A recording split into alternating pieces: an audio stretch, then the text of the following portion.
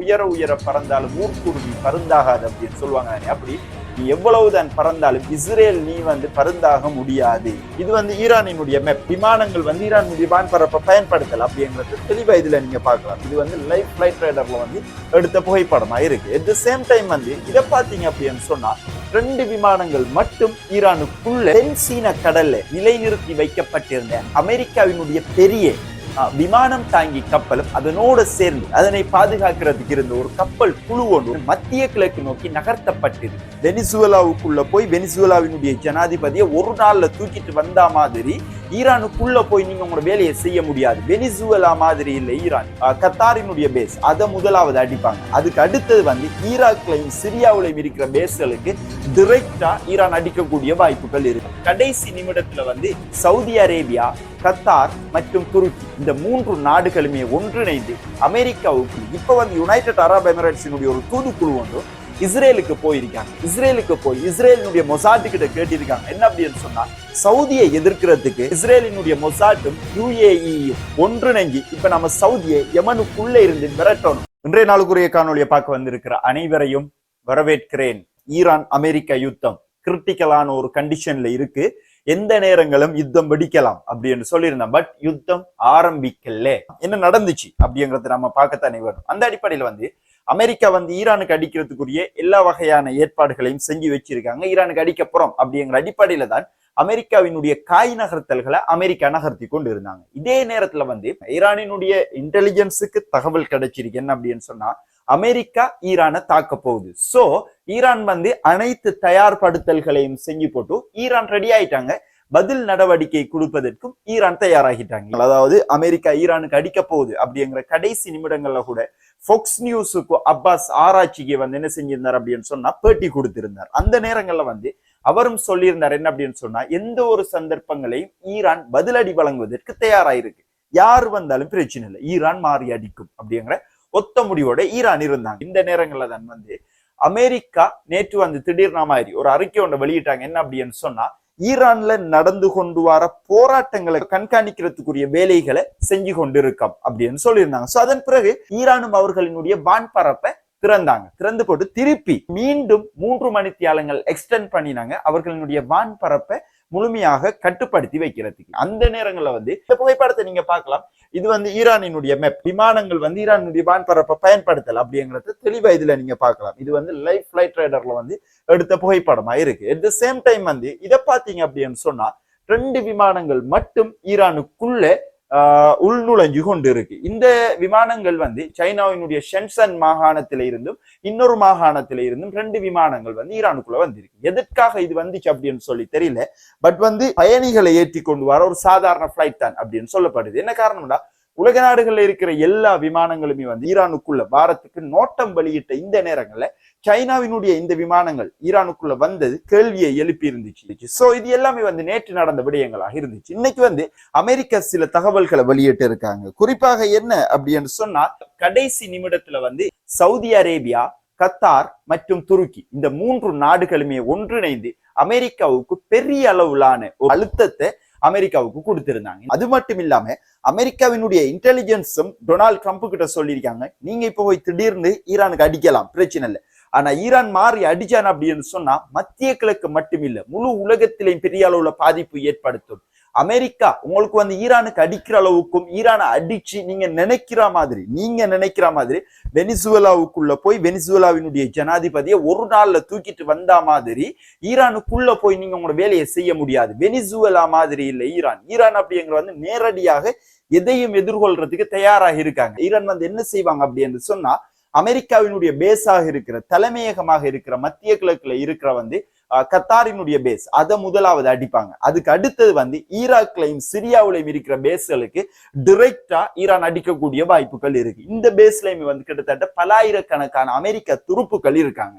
So மத்திய கிழக்குல இருக்கிற எல்லா பேஸுக்கும் ஈரான் அடிச்சுச்சு அப்படின்னு சொன்னா என்ன நடக்கும் அப்படின்னா, மத்திய கிழக்குல இப்ப நீங்க உங்களோட பேஸ்களை வச்சுதான் கட்டுப்படுத்தி கொண்டு வாரீங்க. இப்ப ஈரான் அடிச்சு மொத்தமாக கிளியர் பண்ணிட்டாங்க அப்படின்னு சொன்னா மத்திய கிழக்குல எந்த ஒரு பேஸும் உங்களுக்கு இருக்காது, எந்த ஒரு தளமும் உங்களுக்கு இருக்காது. மத்திய கிழக்குல நீங்க உங்களினுடைய ஆதிக்கத்தை இழக்க வேண்டிய சூழ்நிலைகள் வரும் அப்படின்னு சொல்லி அமெரிக்காவினுடைய இன்டெலிஜென்ஸே சொல்லியிருக்காங்க, அதாவது ட்ரம்ப் கிட்ட சொல்லியிருக்காங்க இப்போதைக்கு இது தேவையில்லை.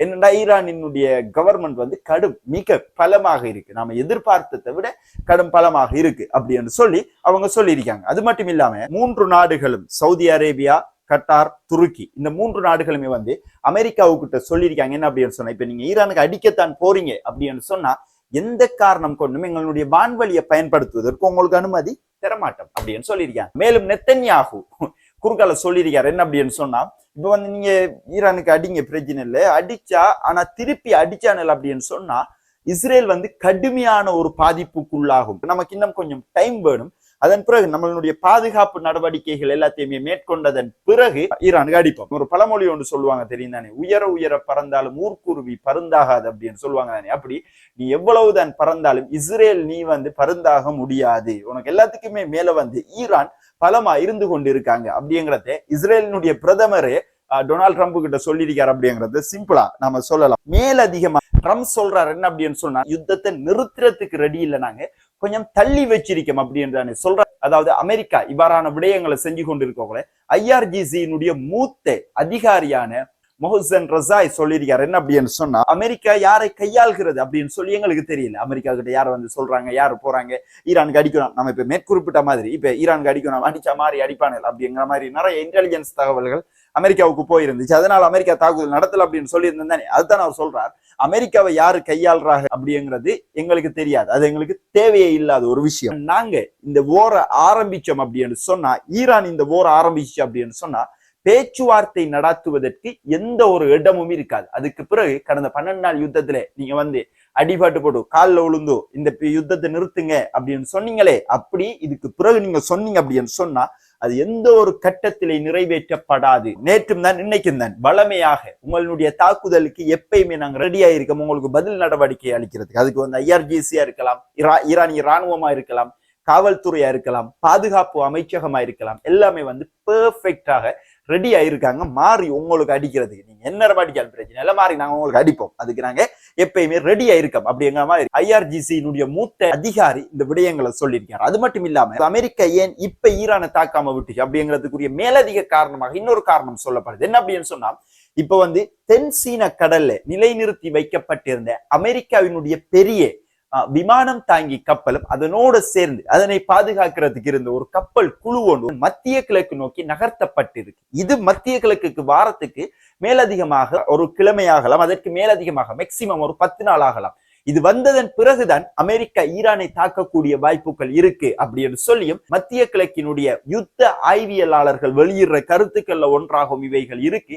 அதன்படி இப்ப வந்து தென்சீன கடல்ல இருந்து கடற்படை குழு, அமெரிக்காவினுடைய கடற்படை குழு மத்திய கிழக்கு நோக்கி நகர்ந்து கொண்டே இருக்கு அப்படிங்கிறதும் குறிப்பிடப்பட வேண்டிய விடயங்கள் ஒன்றாக இருக்கு அப்படின்னு சொல்லலாம். அடுத்து பார்த்தோம் என்ன அப்படின்னு சொன்னா, ஈரானுக்குள்ள இப்ப வந்து கடந்த 8 நாட்களுக்கு மேலாக இணையம் துண்டிக்கப்பட்டிருக்கு. காரணம் என்ன அப்படின்னு சொல்லி நம்ம எல்லாருக்குமே தெரியும். ஈரானுக்குள்ள வந்து கலவரம் அதிகரிச்சு கொண்டிருக்கிற காரணத்தால வெளிநாடுகள் ஈரானுக்குள்ள இருக்கிற வெளிநாட்டு ஏஜென்ட்களை இயக்குவதற்கு இணையத்தினூடாகத்தான் இயக்கி கொண்டிருக்காங்க. அதன் காரணத்தால இணையத்தை முழுமையாக ஈரான் தடை செஞ்சிருந்தாங்க. இப்ப வந்து ஈரான் சைனாவினுடைய ஃபயர்வால் ஒன்று செயற்படுத்தியிருக்காங்க. இதனூடாக கட்டுப்படுத்தப்பட்ட இணையம் ஈரானிய மக்களுக்கு வழங்கப்படுவதற்குரிய அனைத்து வேலைகளையும் ஈரான் தொடர்ச்சியாக செஞ்சு கொண்டு, இது வந்து சைனாவினுடைய சொந்த தயாரிப்பாக இருக்கிற இந்த ஃபயர்வாலை ஈரான் முழுவதும் செயற்படுத்தி ஈரானிய மக்களுக்குள்ள தகவல்களை பரிமாற்றி கொள்ளக்கூடிய வகையில ஈரான் செயலாற்றி கொண்டு வராங்க அப்படிங்கிறதையும் ஈரானினுடைய வட்டாரங்கள் இந்த கருத்துக்களை சொல்லி இருக்கிறதும் குறிப்பிடப்பட வேண்டிய விடயங்களுடைய. இது இவ்வாறு இருக்கோல இப்ப வந்து பிராந்தியத்தில இஸ்ரேலினுடைய நடவடிக்கைகள் அதிகரிச்சிருக்கு.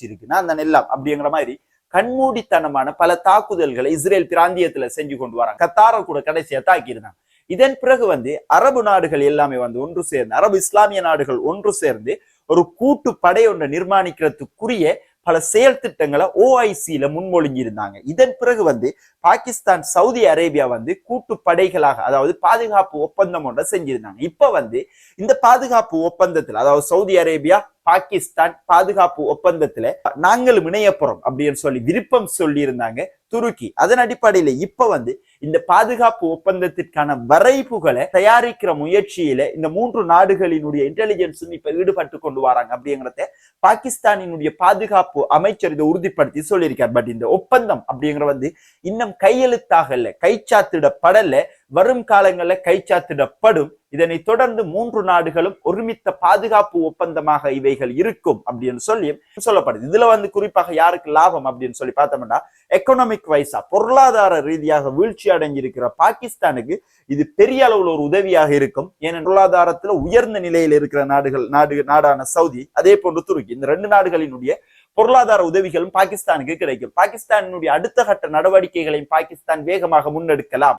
இது இவ்வாறு இருக்கக்குள்ள அடுத்து பார்த்தோம் என்ன அப்படின்னு சொன்னா, யமன்ல இப்ப பிரச்சனைகள் பயங்கரமா போய்கொண்டு இருக்கு. நமக்கு தெரியும் யமன்ல சவுதிக்கும் யுனைடெட் அரப் எமிரேட்ஸுக்கும் உரிய பிரச்சனைகள் கடுமையா போய்கொண்டு இருந்துச்சு. பட் சவுதியினுடைய வான்வழி தாக்குதலை தொடர்ந்து யுனைடெட் அரப் எமிரேட்ஸ் ஒபிஷியலாக யமன்ல இருந்து வெளியிறங்குறோம் அப்படின்னு சொன்னதை தொடர்ந்து சும்மா தூசிய தட்டுற மாதிரி தட்டி துறைச்சி வலிச்சு எடுத்து சவுதி இப்ப கடைசியாக பஹ்சானி அப்படிங்கிற ஒருத்தருடைய கட்டுப்பாட்டின் கீழ், அதாவது யுனைடெட் அரப் எமிரேட்ஸ் பெட் பண்ணியிருந்த எஸ்டிசியினுடைய கடைசி கட்டுப்பாட்டு நிலையமாக இருந்த இடத்தையும் தெற்கு யமன் பகுதிகளில் கைப்பற்றி இருக்காங்க. அவரை பதவியை விட்டு தூக்கி இருக்காங்க, சவுதி தூக்கி இருக்காங்க. இதனூடாக தெற்கு யமன் பகுதியில சவுதி தனது செல்வாக்கையும் சவுதி உறுதிப்படுத்தி இருக்காங்க. நாங்க மட்டும்தான் அப்படிங்கிற போல சவுதி யமனுக்குள்ள பல நடவடிக்கைகளை செஞ்சு கொண்டு வராங்க. அது மட்டும் இல்லாம யுத்த நடவடிக்கைகளை மட்டும்தான் செஞ்சு கொண்டு வராங்களா அப்படின்னு சொல்லி பார்த்தோம்னா இல்ல, சவுதி அரேபியா தெற்கு யமன் பகுதிகளை $500 மில்லியன்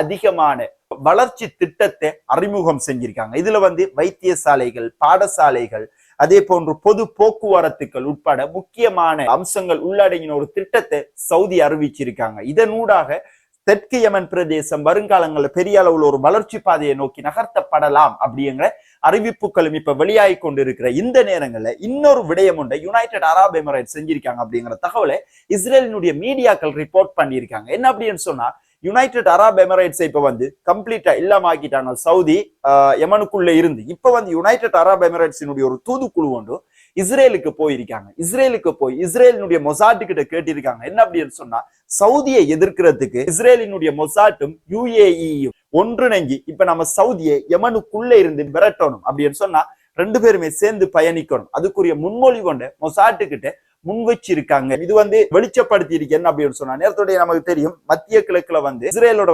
அதிகமான உறவுகளை வச்சு கொண்டு இருக்கிற ஒரு நாடு தான் யுனைடெட் அரப் எமிரேட்ஸ் அப்படிங்கிறத இது நமக்கு இப்ப கன்ஃபார்ம் பண்ணி தெளிவு பண்ணி சொல்லியிருக்கு அப்படின்னு சொல்லலாம். இஸ்ரேலுக்கு தேவையான அனைத்து வசதிகளையும் செஞ்சு கொடுக்கிற ஒரு நாடாக யுனைடெட் அரப் எமிரேட்ஸ் மத்திய கிழக்குல இருக்காங்க அப்படிங்கிறதையும் இது தெளிவுபடுத்தி இருக்கு அப்படின்னு சொல்லலாம். ஓகே, இது இவ்வாறு இருக்கக்குள்ள அன்சார் அல்லாக்களினுடைய தலைவர் ஹவுத்திகள் என்ன சொல்றாங்க அப்படின்னு சொன்னா, அன்சார் அல்லாக்களினுடைய தலைவர் அப்துல் மாலிக் சொல்லியிருக்கார், சோமாலிலாண்டை பொறுத்த வரைக்கும் மத்திய கிழக்குல பாபல் மந்தப் ஜலசந்தியை கட்டுப்படுத்துவதற்குரிய தெளிவான ஒரு நோக்கத்தோட சோமாலிலாந்து இஸ்ரேல் உருவாக்கி இருக்காங்க. இது சர்வதேச ரீதியாக ஒரு பெரிய அளவுல ஒரு பிரச்சனையை ஏற்படுத்தும். அது மட்டும் இல்லாம இஸ்ரேலினுடைய அமைச்சரான கிதியோன் சார் சோமாலியாவுக்கு போய் சோமாலியாவுல இருந்து ரகசியமாக சோமாலிலாந்துக்கு அதனுடைய அரசாங்கத்திற்குரிய அடுத்த கட்ட நடவடிக்கைகளை மேற்கொண்டு போயிருக்கார் அப்படிங்கிற தகவல் எங்களுக்கு கிடைச்சிருக்கு. எப்படி, அதாவது தெரியாம போயிருக்கார் அப்படிங்கிற தகவல் எங்களுக்கு கிடைச்சிருக்கு. இதனூடாக யமனுக்கு எதிரான நடவடிக்கைகளை இவங்க எடுக்கக்கூடிய வாய்ப்புகளும் 100% இருக்கு. இந்த சோமாலிலாந்து அப்படிங்கிற முழு பிராந்தியத்துக்கு பெரிய அளவிலான ஒரு பாதுகாப்பு அச்சுறுத்தலை ஏற்படுத்தும். அரபு நாடுகள் உடனடியாக சோமாலிலாந்துக்கு எதிரான நடவடிக்கைகளை மேற்கொள்ளணும் அப்படிங்கிறத யமன் அறிவிச்சிருக்காங்க. இப்ப சவுதியை பொறுத்த வரைக்கும் இந்த சோமாலிலாந்து உருவாக்கப்பட்டதற்கு ஆரம்ப கட்டமாக கடும் கண்டனம் தெரிவிச்ச ஒரு நாடாக சவுதி அரேபியா இருந்தாங்க. இப்ப இஸ்ரேலினுடைய நகர்வுகள் எல்லாத்தையுமே சவுதி அரேபியா முறியடிச்சு கொண்டு வராங்க அப்படிங்கிறது இதுல இருந்து தெளிவாக புலனாகுது அப்படின்னு சொல்லலாம். சோ சவுதிக்கு எதிரான நடவடிக்கைகள் இனி வரும் காலங்கள்ல இஸ்ரேல் மேற்கொள்ளக்கூடிய வாய்ப்புகள் இருக்கு. இதைத்தான் இப்ப அன்சார் அல்லாக்களினுடைய தலைவர் சொல்லியிருக்காரு. என்ன அப்படின்னு சொன்னா, சவுதி அரேபியா, அதாவது அரபு நாடுகள் என்று சொல்லாம சொல்லியிருக்கார், சவுதி அரேபியா நேரடியாக சோமாலிலாந்து தலையிட்டு சோமாலிலாந்தினுடைய பிரச்சனையை முடிவுக்கு கொண்டு வரணும் அப்படின்னு சொல்லியிருக்கார். இப்போ என்னதான் இருந்தாலும் ஹவுத்திகளுக்கும் சவுதிக்கும் இடையில பிரச்சனைகள் இல்லை. சவுதி இப்ப ஈரானுக்கு எதிராகவும் சவுதி செய்யல. ஆக சவுதி தெளிவா வெளிப்படையா அவங்க நடுநிலையா இருந்து கொண்டிருக்காங்க. இஸ்ரேல்ல சைட் எடுக்காம இன்னைக்கு வரைக்கும் இருக்கிறதே பெரிய ஒரு விடயமாக கருத்தில் கொள்ளப்படுகிறது என்று சொல்லலாம். ஓகே, அந்த அடிப்படையில மேலும் அன்சார் அல்லாக்களினுடைய தலைவர் சொல்லியிருக்காரு. என்ன அப்படின்னு சொன்னா, சோமாலிலாந்துக்குள்ள இஸ்ரேலினுடைய ராணுவ நடவடிக்கைகள் இருக்கிறது எங்களுக்கு தெரிய வந்தா உடனே அந்த இடங்கள் எல்லாத்தையுமே நாங்க அடிச்சு தூக்குவோம் அப்படிங்கிறதையும் அன்சார் அல்லாக்களினுடைய தலைவர் அப்துல் மாலிக் சொல்லி இருக்கார். இப்ப நேற்று ஒருத்தர் கமெண்ட்ஸ் பண்ணியிருந்தார், கத்தார் ஏர்போர்ட்ல நான் ஒர்க் பண்ணி கொண்டு இருக்கேன், நிறைய ஃபிளைட் ப்ரோ நீங்க சொன்ன மாதிரி கேன்சல் ஆகி இருக்கு. உண்மையிலேயே நிலைமை கொஞ்சம் கிரிட்டிக்கலா தான் இருக்கு அப்படின்னு சொல்லி கத்தார்ல ஏர்போர்ட்ல ஒர்க் பண்ற ஒருத்தரும் நேற்று நம்ம கமெண்ட்ஸ் பண்ணியிருந்தார். அந்த அடிப்படையில இப்ப நீங்க வேலை செஞ்சு கொண்டு இருக்கிற இடங்கள்ல என்ன மாதிரியான சூழ்நிலைகள் இப்ப இருக்கு அப்படிங்கறத மத்திய கிழக்குல இருந்து பார்த்து கொண்டு இருக்கிறவங்க கீழே கமெண்ட் செக்ஷன்ல கமெண்ட் பண்ணீங்க அப்படின்னு சொன்னா நாளை வீடியோ நம்ம மேக் பண்றதுக்கு நமக்கு இலகுவாக இருக்கும் அப்படின்றதையும் சொல்லிக்கொண்டு இதுவரைக்கும் உங்களுடைய முக்கியமான நேரங்களை ஒதுக்கி இந்த வீடியோ பார்த்ததுக்கு மிக்க நன்றிகள். Thank you very much.